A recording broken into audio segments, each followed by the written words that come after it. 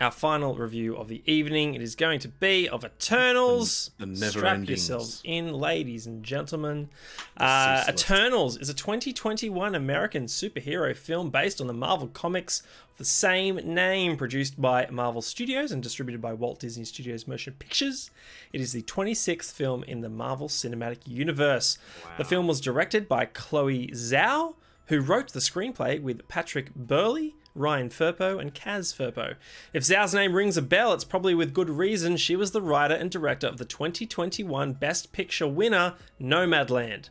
Eternal stars an ensemble cast including Gemma Chan, Richard Madden, Kamal Nanjiani, Leah McHugh, Brian Tyree Henry, Lauren Ridloff, Barry Keoghan.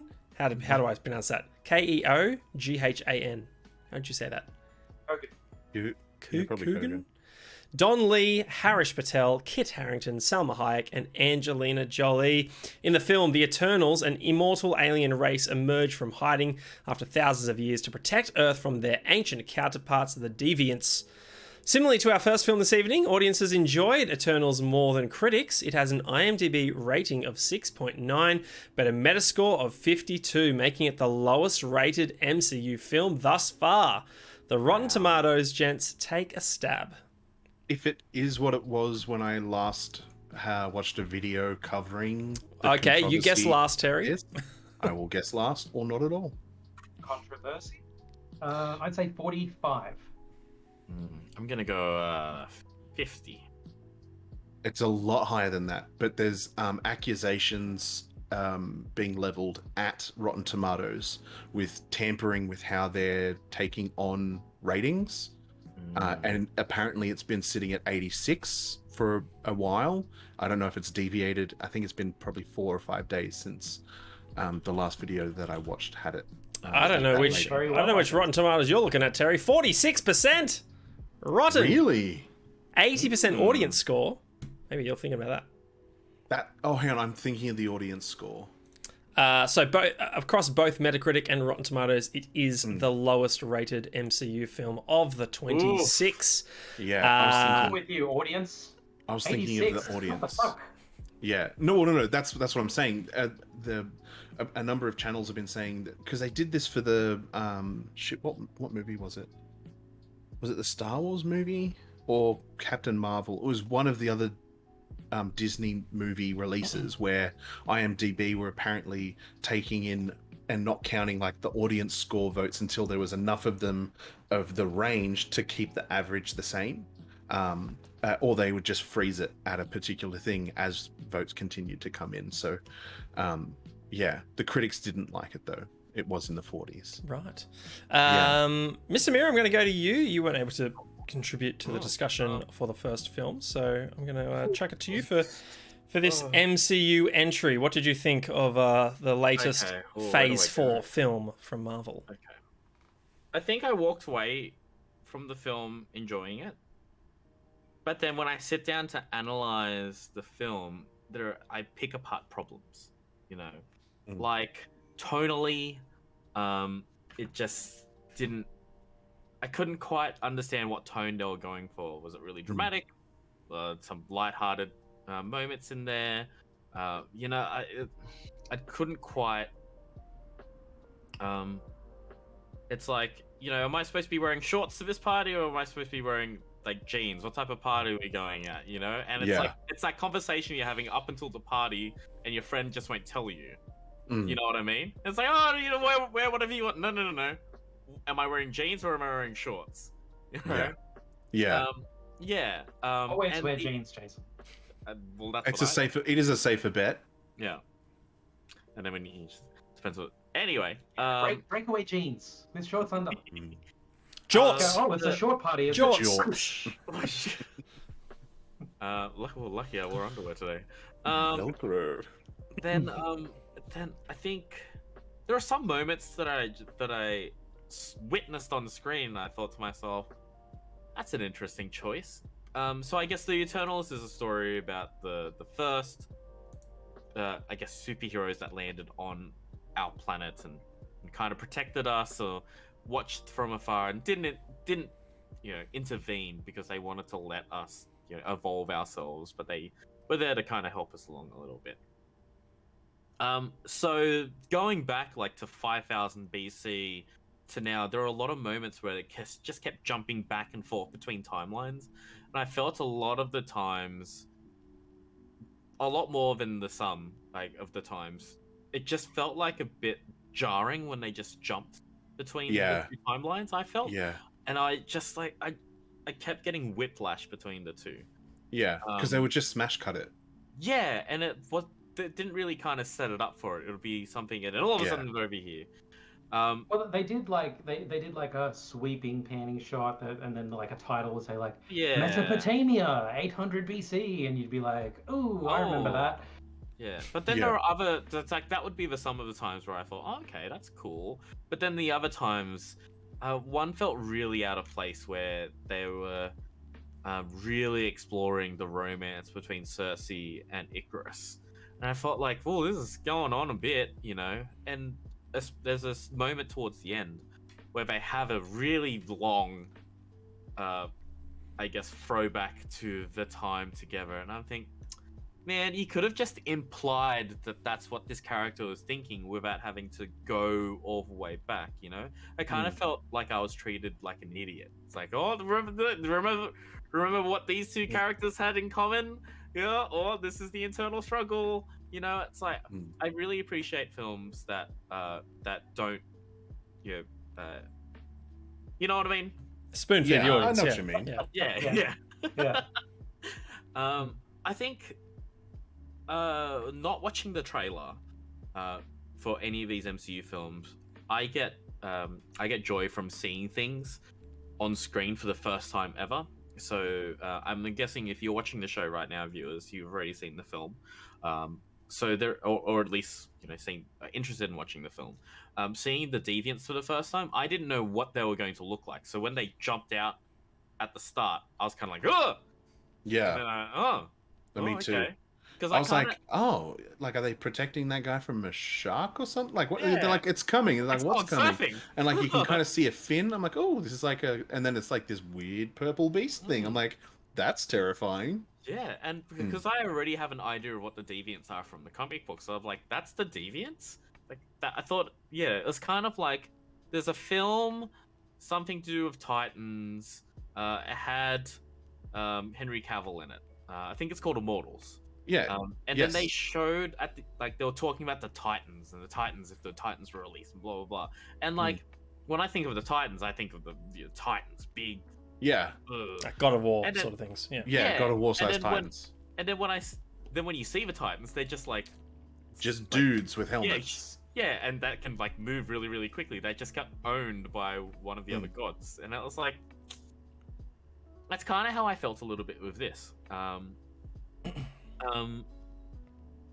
In regards to the acting, I think Gemma Chan held her own. I think she did a really good job, holding what she did.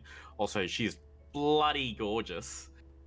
Throughout the whole film, I'm sitting there going, "Damn," which also made me think. What did she say? Yeah, which also made me think about what you said last week with watching Shang-Chi. Having an Asian female lead as the beautiful female Asian lead. Was like something I don't really see, especially in a film like this, where I think in the comic books, Icarus is really the lead character in the Eternals as a group.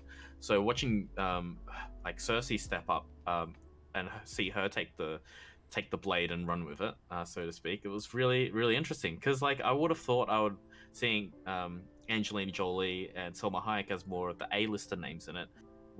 I would have thought that I'd seen more screen time, or at least script time with them, but it was quite the opposite, wasn't it? Angelina Jolie barely had any lines.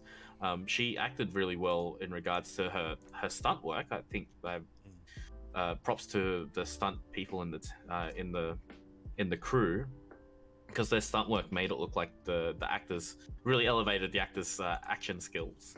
I think Richard Madden was a bit lackluster as Icarus, and it's hard to not see the parallels between him and Superman, right? It's basically the same powers. but having Sprite as a character who's like really young was really interesting as well. I keep forgetting her name, the one with the speedster, the quick one. I can't remember her name. Makari. Yeah, having her. A car in it, Jason. Having her be And mute. it rhymes with Ferrari. Yeah.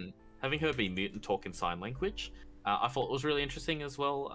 And I had the same comment of Shang-Chi as well, how they didn't shy away from having subtitles. Same thing with this. Props to them for having subtitles there. And again, not treating the audience as stupid, because we can read. And we understand that these Eternals have been living on this earth for more than 5,000 years. And they've learnt many languages and can communicate amongst each other in many different ways. So I think the CGI work was a little bit. Some were a little bit better, some okay, but it's an MCU film. The CGI work is what it is. But I do have a problem with two particular fight scenes. One of them, the first one, chronologically in the film, was shot either in dusk or at dawn, and the lighting was horrible. You could barely see what was happening on the screen. And there were huge set-piece fight moments, and if I squint my eyes a little bit, I could kind of see what was going on. And this is something that I've started to notice in a lot more fight scenes. If you've got a really competent action director, they'll light their scenes really well and take a step back and watch the action unfold right in front of you. And John Wick does a really good job with showing action, because you're seeing the action unfold in front of you very clearly. Then you watch a movie like The Expendables, I think it's like 2 or 3, the one scene I'm thinking of, it's in a dark hangar where there's a helicopter, and you can't see everything because it's dark. They're all dressed in black. It's poorly lit. You can't really see what's going on the screen. So there was that fight scene. It was just really frustrating because I imagine a lot of what was going on would have been really cool if it was set in a different time of day. And the second fight scene is towards the end, where they're fighting in a brightly lit on the beach. You can see all the action. It was really cool. And then they end up in a cave. And you're like, what the fuck is going on now? And then, someone does something and you can see the lava coming oozing out of the wall and whatnot. But then I was like, okay, cool. A source of light. Great. That'll be really cool. But then they move away from the source of light and you're like, oh, I just want to be able to see. But anyway, don't watch the trailers. And I think that's my rant. I think. Thanks for coming to my TED Talk. Yeah, thank you for coming to my TED Talk. I hope you. What did you guys think? Because I feel like I automatically like Marvel films because I'm a nerd and I like comic books. But I'm interested to hear what you guys think who aren't as into the comic books as much as I am. I'd never heard of the Eternals until I heard we're getting an Eternals movie and it's an MCU film. I'm like, cool, sounds good. I'm on board. This is an MCU. Why not?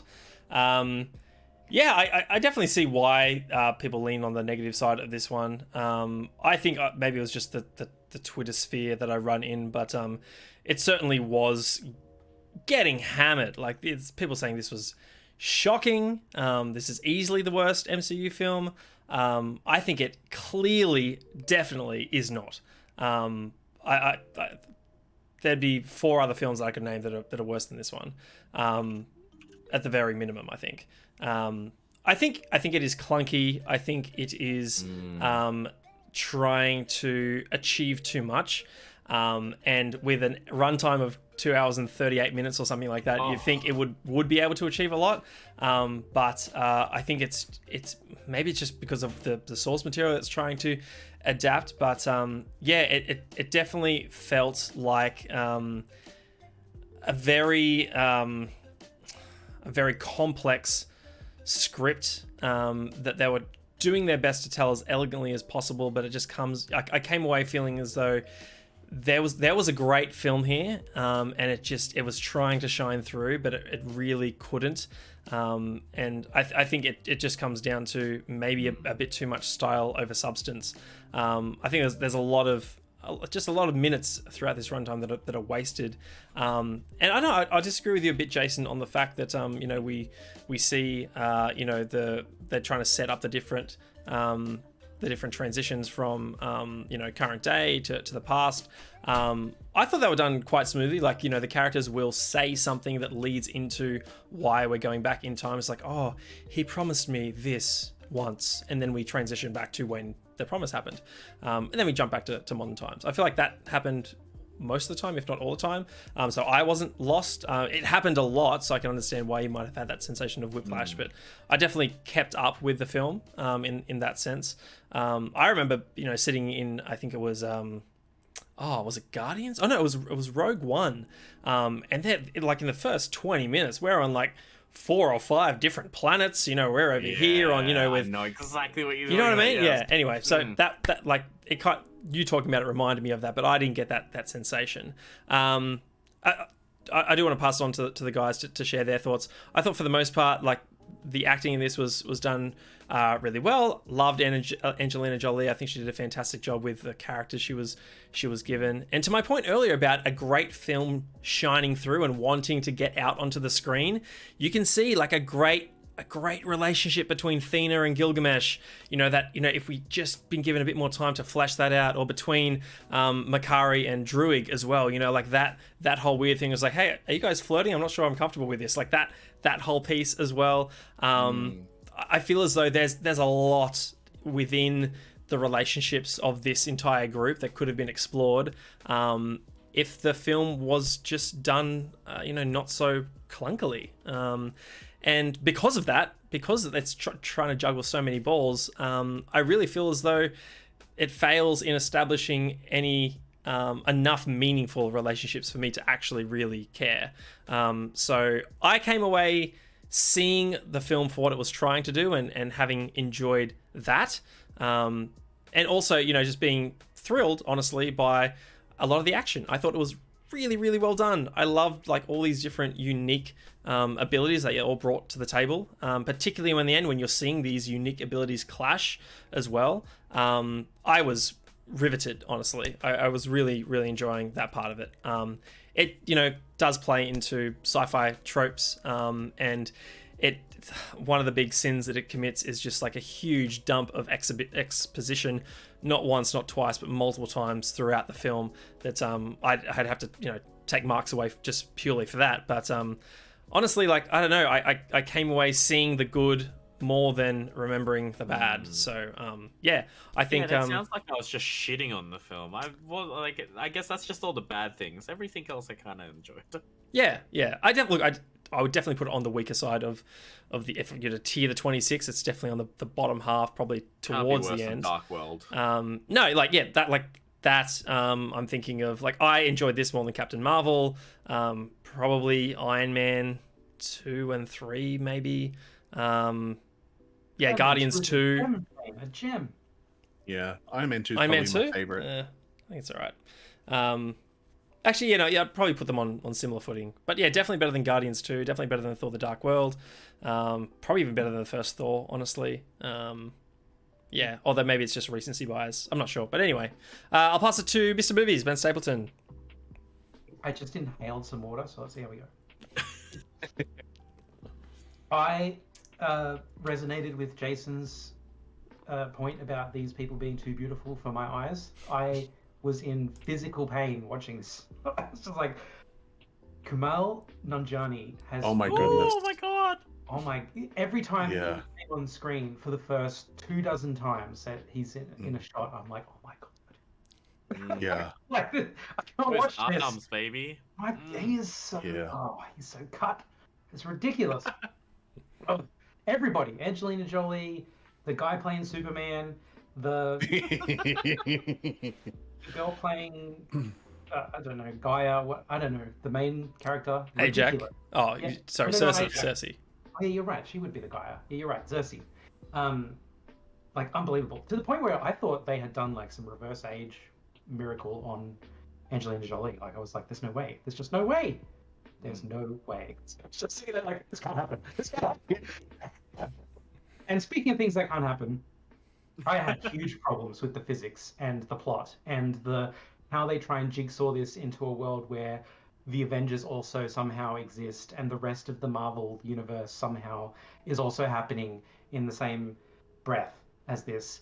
I will never like you cannot form an argument coherent enough to make me agree that these uh, immortal, eternal people, Eternals. Yeah.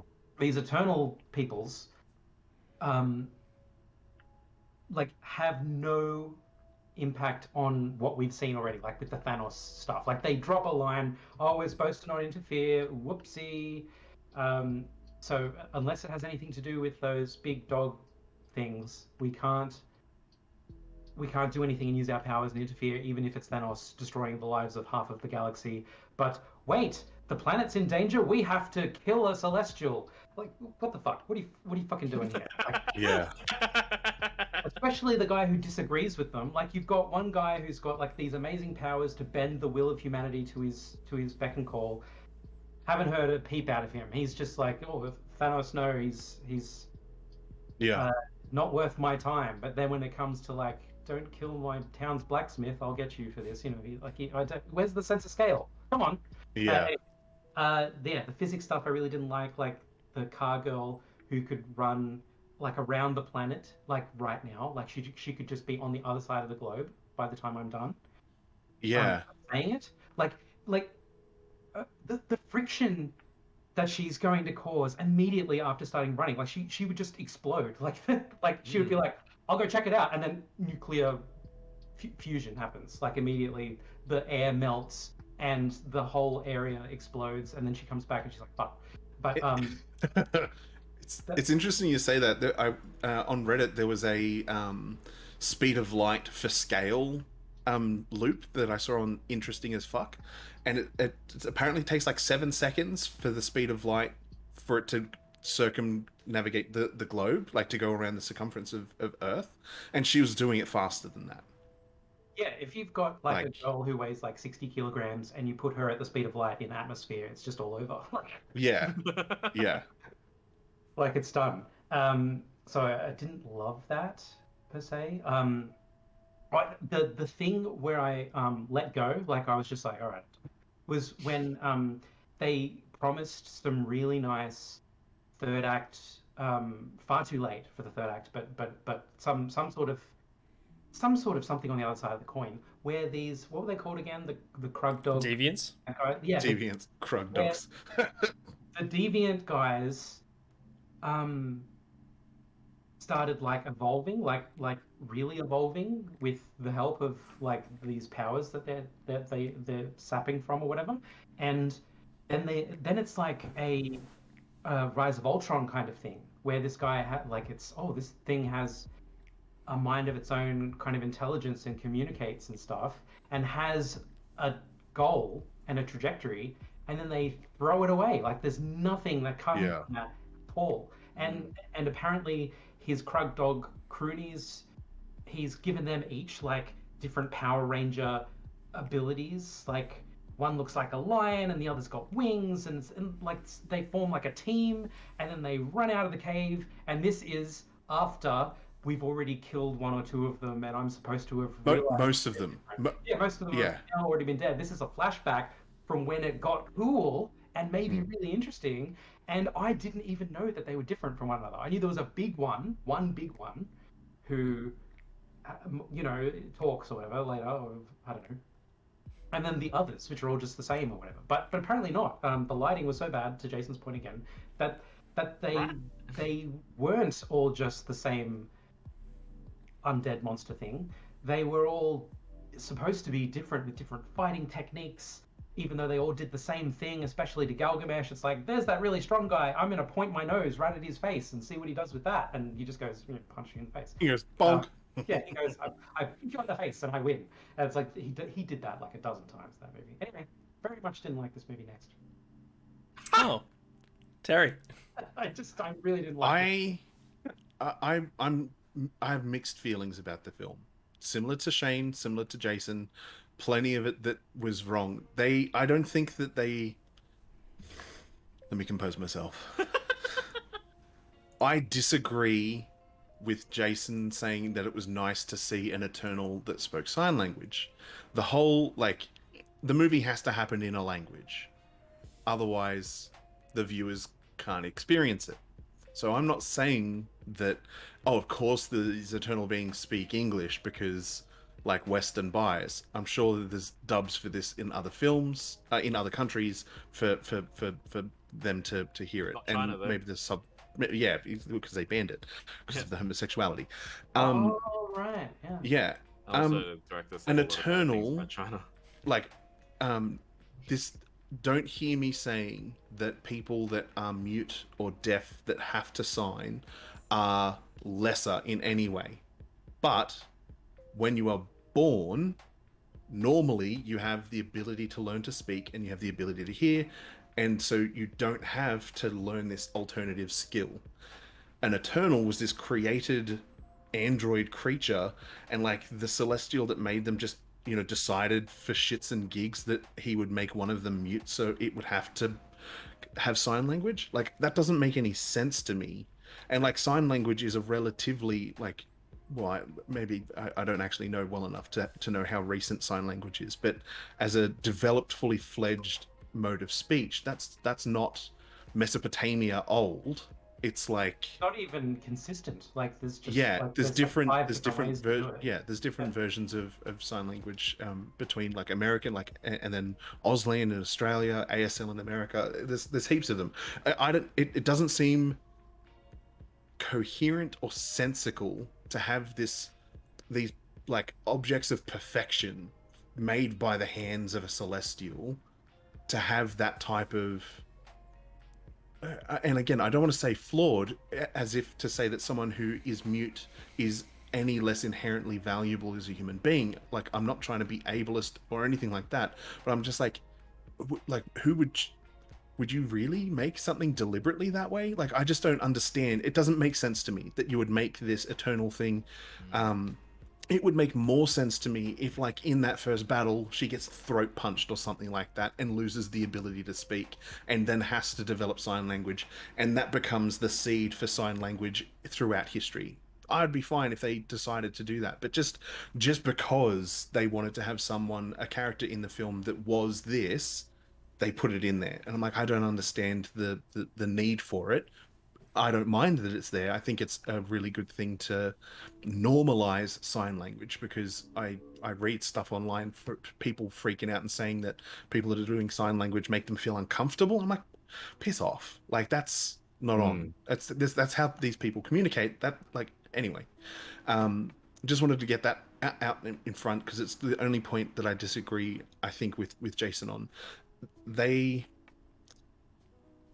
have too many main characters in this with too many individual arcs to do any of them justice. The whole film ends up going way longer than it needs to, takes ages to get to the third act, and not a lot of stuff happens. It is an origin story, and it's an origin story for, like, how many are there? Like 8 or 9 or 10? 10 characters? Like that, yeah. Something like that. And so it's an origin story for them as a team, but also they've picked a handful of them to be the protagonists that they kind of follow on with. And it's like, I think they bit off more than they could chew. I mean, Guardians of the Galaxy is only 4 of them. That was a lot easier. Yeah, wasn't it? and they like, did as that. an audience member. Yeah, Sure. they did that really well, because even though they're a team, you still only have one main protagonist in Guardians of the Galaxy. And with this, they tried to have just one main protagonist, but then that main protagonist's relationships require depth, which means they have to flesh out these lesser protagonists to a sufficient degree that we're on board with the main protagonist's value judgments that she decides to make around these characters. And I don't know how they could have done it differently. Maybe more of the Eternals needed to die throughout the course of history of them fighting the Deviants. Like, they're really unstoppable together. Like, it I don't know. really one-handed, didn't it? Like it was Mm. it was a clean sweep. Yeah, it was like no contest Yeah. between them and the Deviants. Yeah. And I don't understand. Like, I call bullshit on them not knowing the deviants that were frozen in the ice were frozen in the ice. Like Yeah, they have they were this, like tracking they or have something. they have celestial technology. It's like, oh yeah, Yeah. there's one there. Like, really? Like so because it's frozen, you can't detect it. Yeah, so they're Like, like, we did it. seriously? We got the last one on the planet because Yeah. we know that we did. It's like nobody thinks like, well, what Yeah. if we didn't? And what if Yeah, there's none more of them are to go? worried about the fact that maybe they missed one. And yeah, I just think that that's kind of stupid. Like it's moronically stupid that the technology that they have, the powers that they have, because the dude's frosty, they can't detect these half a dozen And you can scan deviants the that are whole. left. You can scan a whole planet from the Normandy. Mass Effect. Dude, they were scanning the whole planet in the palm of Phaistus's palm. Like he literally had the thing, and he's like, "Yeah, there's just like there's 3 more just here. We'll go take care of them now." And then like Ajax is like, "All right, fly, my pretties, fly." And I'm just like, really? That I don't know. A lot of the movie doesn't make the most amount of sense. I didn't get the main plot. Like, why does the amount of smarts in people's heads around the world help a baby god grow? Apparently, that's Think they're just life what it force. does. Oh, no. It could be life force, but he said it was in intelligence. But just because you have more of something doesn't make it more. Like we've gotten dumber. Yes, there's more of us, but Yeah, we we are haven't way We way haven't gotten It's not stupider. the size that matters. It's the. We are way stupid. Like if some people will like abuse someone for using sign language because they don't understand that sign language is a thing, that's humanity doomed. Like yeah. Anyway, I enjoyed some of the film. I loved that there was a jump scare while they're in the old Aztec foresty thing, and they're just kind of having a chat, and then Whammo, Superman, Icarus gets grabbed by a yeah. flying. It made me jump. I was like, "You son of a bitch! You son of a bitch!" Am I totally the forgot bad that guy for thinking like if you have lasers that shoot where you're looking, Yeah, that you don't really have any excuse for missing something like that's running towards you and you're like going and it's like just missing the thing. Like, aren't you looking at it? What's going on? Like, yeah. are you looking to the left of the thing? Is that how this works? Or it's like not accurate sometimes? Yeah. Maybe it's I cross-eyed. will say- I don't know. It could be moving so fast that his eye can't actually track it, because something that you can do as a test, like scan across a wall without focusing on an object, and then scan an object that's moving with your eyes, and you'll notice that there are jittery movements when you do it without tracking an object. And so maybe he can't actually see it to track it, but Right. Think of I agree with think of you. any time you try to track a fly in your home with a fly swatter. It's just like where the Yeah, hell you're did it go? Where did it go?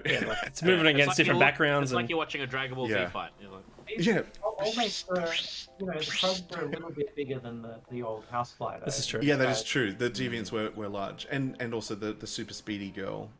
Speaking of the Dragon Ball Z, how cool were Kamel's gun finger thing? Yeah, Dragon I Ball did, thing and he's going like through. powering it up and then takes its head I off. mean, That I'm was not sure pretty they good. were that cool until he Kamehameha. Like Yeah, until the he charged Kamehameha up. is Yeah. the cool part. Like the pew, pew, Before pew the was a bit Kamehameha, stupid.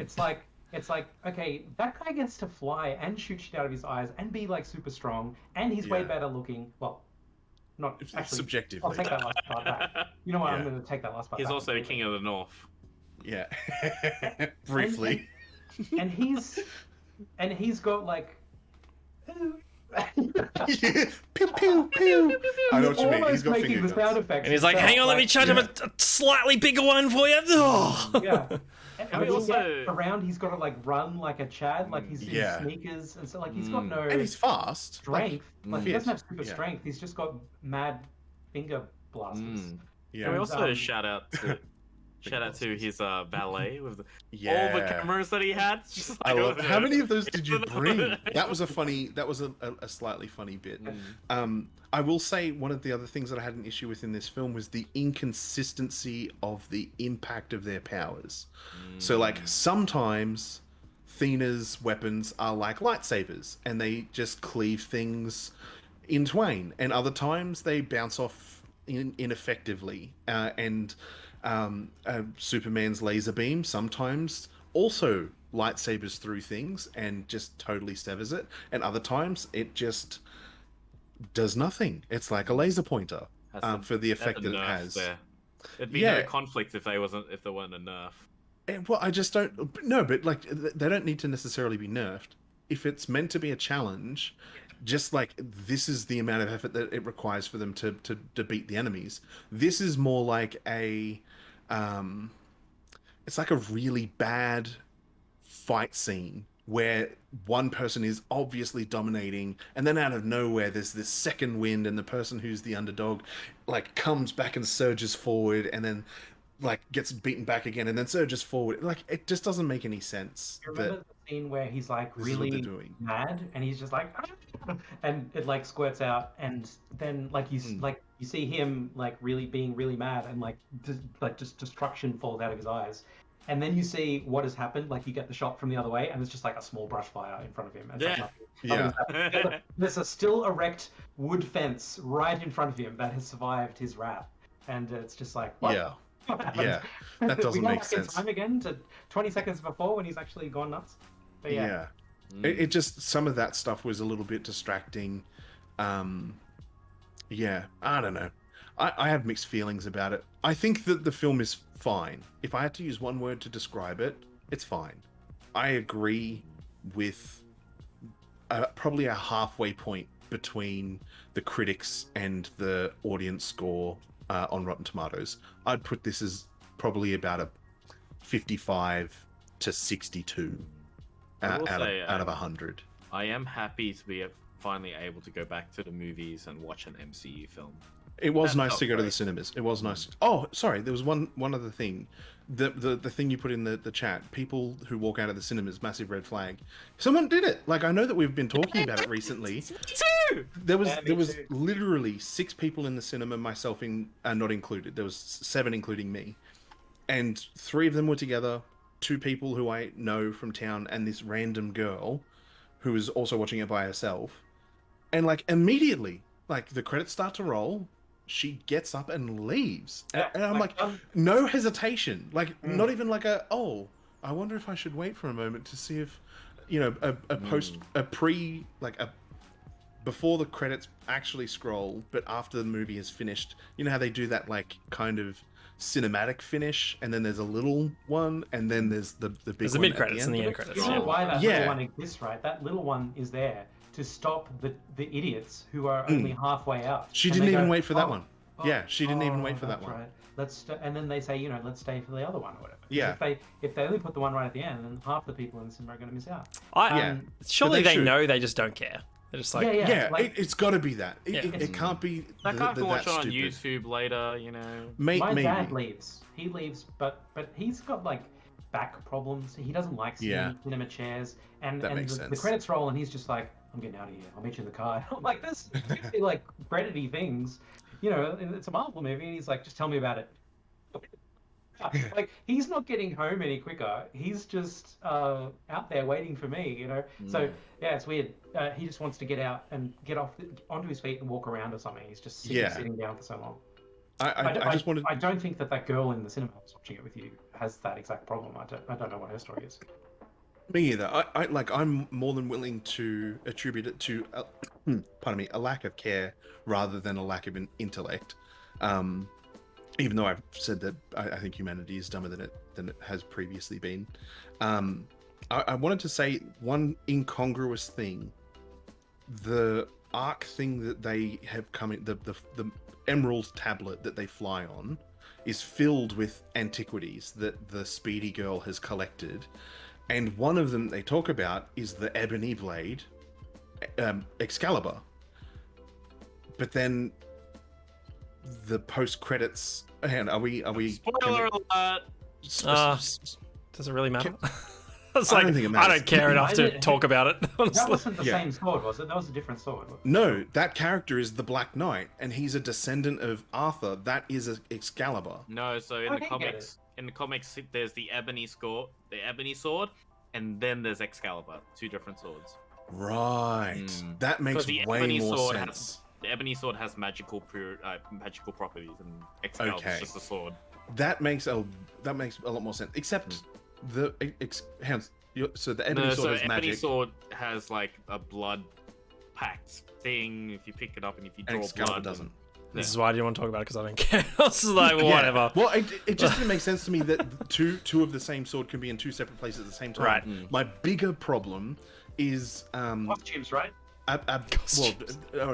that's a different. I didn't like the costumes. Like Actually, the most important the only room one on the ship. the only one that I liked was Icarus's costume, but it's not explained how Sprite gets into costume when she absconds with Icarus, because she wasn't in costume and he had to go in to get the costume put on. And they're like, what are you doing? And then he's like, I'm gonna fight you bitches. And then Sprite gets them out of there, and then the next time you see her, she's in armor. That's not that is silly.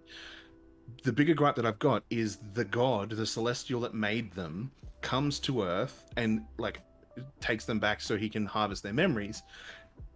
But just because the other celestials are on the ship and flying somewhere else, like he can't find them, like piss off. He's only got GPS coordinates for Earth. Yeah, or maybe he's only got GPS coordinates for the orb that he put in the chest of the chick. Like maybe but that doesn't make any sense. It doesn't make any sense. A lot of this movie doesn't make a lot of sense. I agree with that whole Thanos threat thing, like snapping the fingers. He's not a deviant, but your mission wasn't just the deviants. funny It was to make sure humanity could thrive and grow. Having half of the population snapped out of existence kind of hampers their growth. But anyway. Yeah, you think they would have got a special message from Yeah. It's like, hey, Man. Say like, there's this dude Thanos. Heads maybe up, big fucking- purple guy. He's going to snap yeah, away hey, half the purple guy, universe. he's gonna, Why yeah, don't he's, yeah, Why don't he's you gonna get the cause a one problem. that's as fast as the speed of light, right? And just go get the stone that he's after and keep away. Yeah. Play keep away. Yeah, play keep away. He can't get you. Yeah, he can't Um, catch you. Yeah, that's So funny. the again, I think this is my new thing that I hate is the thing about how costumes are like super important, how they've got these special positions on the wall, and the costume just like materializes over their nipples, and then they're just like all leathered up and booted up and ready to go, and it's like, what is happening? Like, the costumes aren't that important. Like, they don't channel your powers or make you perform any better. They probably hinder your, like, you know, movement in a way because they're very big and clunky and all that kind of thing. I just don't get it. I mean, it's just there to serve fanboys. Like, Yeah. there's no excuse to have them there other than Whose was your favorite costume though? Cersei. they all, I don't know, look the same. I You know what? actually I liked Gilgamesh. He was cool. I like Druigs. Druigs is probably my favorite. I like thinners. Or Phoenix white was good vibe. too, yeah. All white was cool. I had a big white guy moment where I was like, that's not Wong, but it looks like Wong. Why does that look like Wong? That's not Wong, is it? And I was like, no, it's not Wong. It's some other guy. Completely different It's person. Get your Asian One of the confused. other- Very different Asian person. Yes, one of the other 2 billion. One of the things that I thought, actually, two things. You mentioned The Black Knight, since we've already spoken about it. Like, within the first 30 to 60 minutes of the film, I was just like, why on earth would Kit Harington accept a role as a boyfriend in the MCU Yeah, and then be no. tied down to that? I was like, and then I was just like, Yeah. I wasn't thinking to myself, surely there's going to be more to it. In my head, I'm just like, he's an idiot. Yeah. He's now tied to the MCU as the boyfriend of Cersei, and he's probably saying that, sitting the though, same in Gemma- the same way like Natalie Portman's it was hamstrung to Jane for the first three, and obviously she's going to have a bigger part moving forward. But yeah, like minor roles. I was just like, that's Well, this stupid. is the second time that Gemma Chan's appeared in the MCU. Oh really? What was the first Because time? she's in Captain Marvel as Minerva. Oh. Oh, She's okay. like one of the minor soldiers. She has like a sniper rifle. Oh, okay. So, Interesting. minor, yeah. Yeah. And the other thing that I noted was, and I Predictable. spoke with, because I went to watch this with the Wimberley, Kim and Will. Oh yeah.